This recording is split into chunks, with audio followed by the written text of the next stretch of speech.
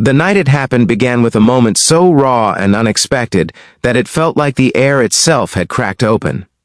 A single father stood in the dim light of his small living room, exhaustion etched into his face, when a woman he barely knew broke down in front of him and asked if she could sleep beside him, not out of desire but out of fear, grief, and a loneliness that had finally become too heavy to carry.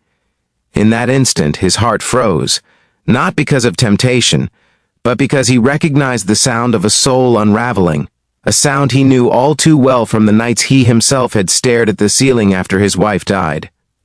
This was not a moment about romance. It was about trust, boundaries, and the quiet power of compassion when it matters most. If you believe in kindness, second chances, and the idea that one good choice can change a life, take a moment right now to like this video, comment, share it with someone who needs hope, and subscribe to the channel. Your support keeps stories like this alive.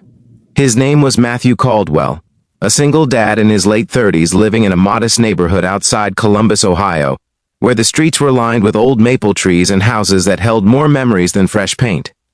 Matthew's life revolved around routines built to survive loss. Mornings were about packing lunches and tying shoelaces, evenings about homework, frozen dinners, and reading bedtime stories to his 7-year-old son, Noah. Since losing his wife to a sudden illness 3 years earlier, Matthew had learned how to keep moving without truly feeling. He functioned, but he did not live. The house was quiet in a way that felt permanent, and every decision he made was measured against one question: would this protect his child?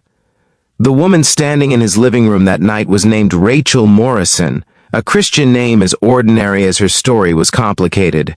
She had recently moved into the neighborhood after a painful divorce that left her financially strained and emotionally hollow. They had met only a few times, brief hellos during school pickups, polite smiles at the mailbox. But over weeks, casual conversations had grown into shared coffees and careful laughter. Matthew had sensed sadness in her eyes, the kind that doesn't ask for attention but silently hopes someone notices. That evening she had come over under the excuse of returning a borrowed book, but the moment she stepped inside, her strength collapsed. Tears came fast, unfiltered, and the words spilled out between sobs about panic attacks, sleepless nights, and a fear of being alone in the dark.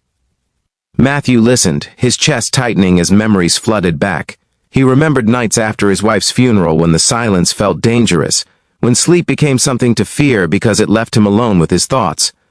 Rachel's request to sleep near him was not about crossing a line, it was about feeling safe enough to rest.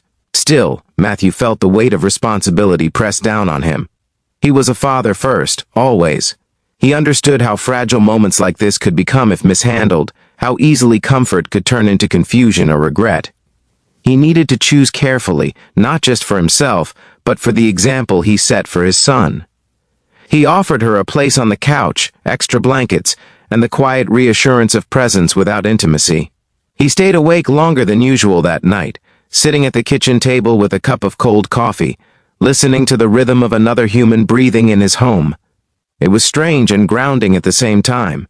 For the first time in years, the house did not feel empty, yet his boundaries remained intact. He checked on Noah, tucked safely in his room, and whispered a promise to himself that he would never let loneliness make decisions for him again. Morning came softly, sunlight spilling through the curtains as the smell of toast filled the air. Rachel looked embarrassed but calmer, her eyes clearer than the night before. Matthew didn't need words to understand what had changed. Sometimes the greatest kindness is simply offering safety without expectation. Over the following days, something subtle shifted. Rachel began to heal, slowly finding her footing, while Matthew noticed his own heart thawing in ways he hadn't allowed since his loss. Their connection deepened, not through grand gestures but through respect, patience, and shared understanding.